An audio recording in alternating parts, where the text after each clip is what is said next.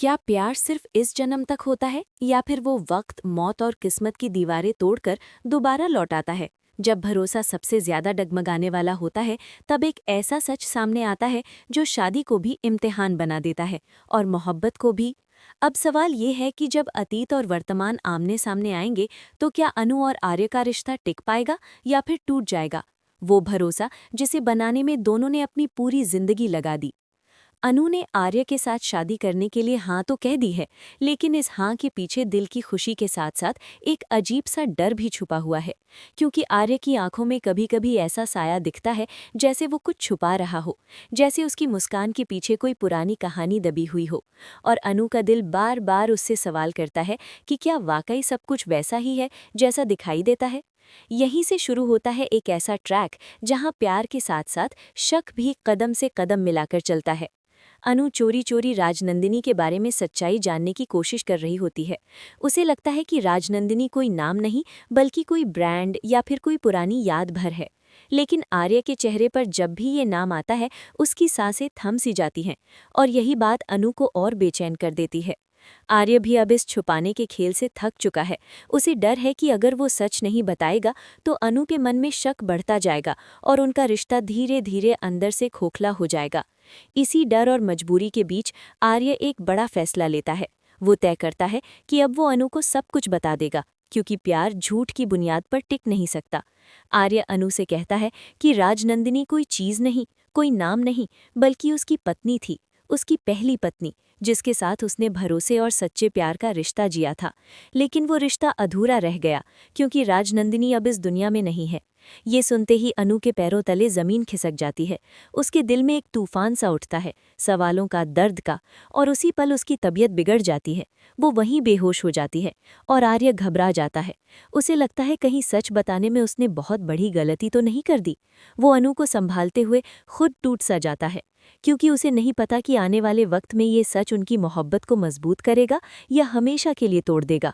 लेकिन कहानी यहाँ खत्म नहीं होती, क्योंकि जो सच अभी सामने आया है वो पूरा सच नहीं है। अनु, जिसे खुद नहीं पता, वो असल में आर्य की पहली पत्नी राजनंदिनी का ही पुनर्जन्म है। और उसका इस दुनिया में दोबारा आना कोई इत्तेफाक नहीं, बल्कि आर्य की जिंदगी का सबसे बड़ा मास्टर प्लान है। एक ऐसा प्लान जिससे अनु पूरी तरह अनजान है। आर्य ने जानबूझकर अनु को अपनी जिंदगी में शामिल किया ताकि वो अपने बीते हुए प्यार को दोबारा पा सके। लेकिन इस कोशिश में वो ये भूल गया कि सच चाहे जितना भी छुपा लिया जाए, एक दिन सामने आ ही जाता है। अब जब आर्य धीरे धीरे अपने अतीत के बारे में, राजनंदिनी के बारे में सब कुछ बताने लगता है, तो अनु के दिल में उसके लिए भरोसा पैदा होने लगता है। उसे लगता है कि आर्य ईमानदार है और उसी भरोसे के सहारे आर्य आखिरकार अनु को प्रपोज करता है। वो पल बहुत खूबसूरत होता है, भावनाओं से भरा हुआ। और अनु खुशी खुशी उसकी हाँ कह देती है। अब जल्द ही अनु के परिवार को भी इनके प्यार के बारे में पता चलने वाला है। अनु के पापा इस रिश्ते के खिलाफ होते हैं। उन्हें लगता है कि आर्य की जिंदगी में बहुत सारे राज हैं, लेकिन अनु की माँ आखिरकार अपनी बेटी की खुशी के लिए इस रिश्ते को सपोर्ट करती हैं। और यहीं से शादी की तैयारियां शुरू हो जाती हैं। आर्य दूल्हा बनने वाला है, अनु दुल्हन बनने का सपना देख रही है। दोनों बहुत खुश हैं, लेकिन इसी शादी के साथ जुड़ा है वो पूरा सच जो अभी तक छुपा हुआ है। क्योंकि अभी अनु को सिर्फ अधूरा सच पता है।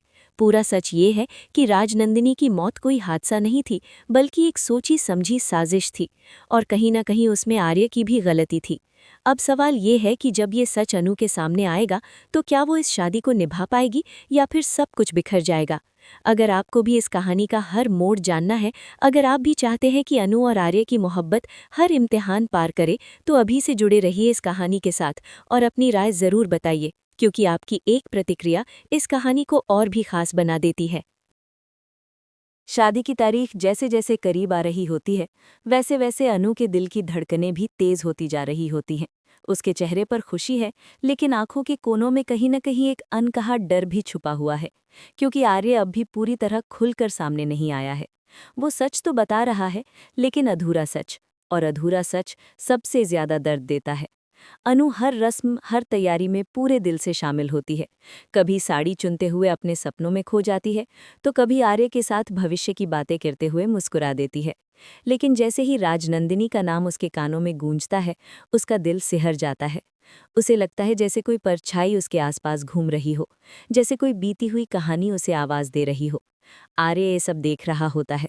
वो समझ रहा होता है कि सच का बोझ अब और देर तक छुपाया नहीं जा सकता, लेकिन फिर भी उसके कदम रुक जाते हैं, क्योंकि उसे डर है कि पूरा सच सामने आते ही वो अनु को हमेशा के लिए खो देगा। आर्य के लिए ये लड़ाई आसान नहीं है। एक तरफ उसका बीता हुआ अपराध बोध है और दूसरी तरफ उसका आज का प्यार। वो हर रात खुद से सवाल करता है कि क्या उसे अपनी खुशी पाने का हक है, जब उसकी गलती की वजह से एक जिंदगी खत्म हुई थी। अनु के सपनों में अब अजीब अजीब दृश्य आने लगते हैं। कभी उसे आग दिखाई देती है, कभी अंधेरा, कभी किसी औरत की चीखें जो उसे अपने नाम से पुकारती हैं। वो घबराकर उठ जाती है, उसकी सांसें तेज हो जाती हैं और वो समझ नहीं पाती कि ये सब क्या है। ये सपने नहीं, बल्कि उसकी पिछली जिंदगी की यादों की परछाइयां हैं जो धीरे धीरे लौट रही हैं। लेकिन अनु अभी इससे अनजान है। वो बस इतना जानती है कि उसकी बेचैनी बढ़ती जा रही है। शादी के फंक्शंस शुरू हो जाते हैं। घर में रौनक है, ढोल नगाड़ों की आवाज़ है, लेकिन इस शोर में भी अनु के दिल की आवाज़ दब नहीं पा रही। आर्य हर मुस्कान के पीछे एक दर्द छुपाए खड़ा है। वो अनु को खुश देखना चाहता है, लेकिन सच्चाई का बोझ उसकी आंखों से झलक ही जाता है। इसी बीच अनु के पापा एक बार फिर आर्य से सीधे सवाल करते हैं उसके अतीत को लेकर। वो साफ साफ जानना चाहते हैं कि आखिर राजनंदिनी की मौत कैसे हुई। आर्य बात को टालने की कोशिश करता है, लेकिन किस्मत अब और खेल खेलने के मूड में नहीं है। एक ऐसा मोड़ आता है जहां आर्य को मजबूरी में एक अधूरी सच्चाई से आगे बढ़कर कुछ और बताना पड़ता है। वो मानता है कि राजनंदिनी की मौत एक हादसा नहीं थी। ये सुनते ही अनु सन्न रह जाती है। उसकी आंखों के सामने अंधेरा छा जाता है, लेकिन आर्य अभी भी पूरा सच नहीं बताता। वो बस इतना कहता है कि परिस्थितियां गलत थीं, फैसले गलत थे और उन्हीं गलतियों ने एक जान ले ली। अनु का भरोसा डगमगाने लगता है। वो खुद से पूछती है कि क्या वो ऐसे इंसान के साथ शादी करने जा रही है जिसके अतीत पर खून के धब्बे हैं।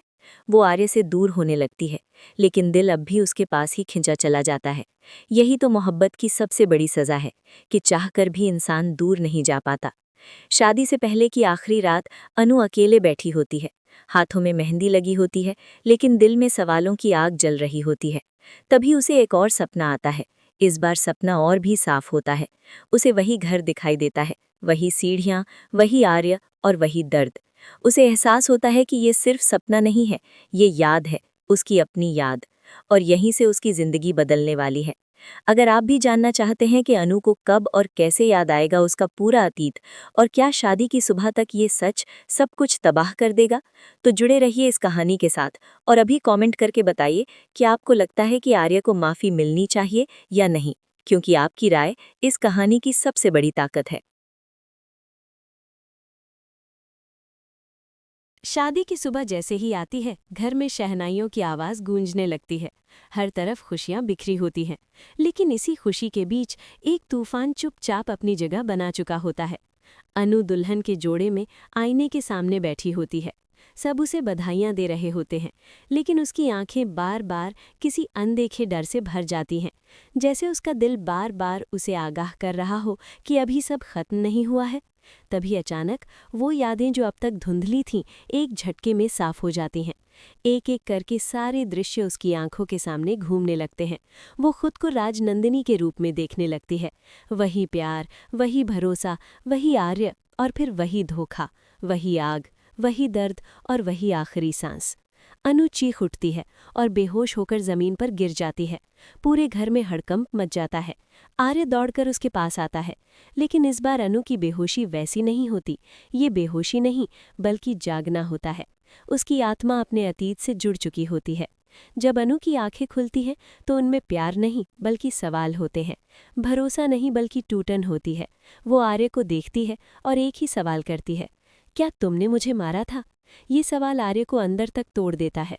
अब उसके पास छुपाने के लिए कुछ नहीं बचता। वो सबके सामने सच कबूल करता है। वो बताता है कि कैसे उसके एक गलत फैसले, उसकी चुप्पी और उसकी कायरता ने राजनंदिनी की जान ले ली थी। वो मानता है कि उसने सीधे हाथों से नहीं, लेकिन अपनी गलती से उसे मौत के मुंह में ढकेल दिया था। पूरे घर में सन्नाटा छा जाता है। अनु की माँ रोने लगती है, उसके पापा गुस्से से कांपने लगते हैं और शादी वहीं रुक जाती है। अनु के सामने अब दो रास्ते होते हैं, एक बदले का और एक माफ़ी का। उसका दिल राजनंदिनी का दर्द याद दिलाता है, लेकिन उसकी आत्मा अनु की मासूमियत भी नहीं भूल पाती। वो समझ जाती है कि आर्य ने उसे वापस पाने के लिए एक मास्टर प्लान ज़रूर बनाया, लेकिन उस प्लान में भी वो खुद हर दिन सज़ा काट रहा था। उसकी आंखों में पछतावा साफ झलक रहा होता है। अनु फैसला लेने से पहले खुद से एक सवाल करती है, क्या माफ़ी इंसान को कमज़ोर बनाती है, या फिर सबसे मजबूत इंसान वही होता है जो माफ़ कर सके? आखिरकार अनु सबके सामने कहती है कि शादी आज नहीं होगी, क्योंकि भरोसा जोड़ने में वक्त लगता है। वो आर्य को माफ़ तो कर देती है, लेकिन रिश्ता दोबारा शुरू करने के लिए उसे समय चाहिए। आर्य सिर झुकाकर ये सज़ा कबूल कर लेता है। वो जानता है कि यही उसका प्रायश्चित है।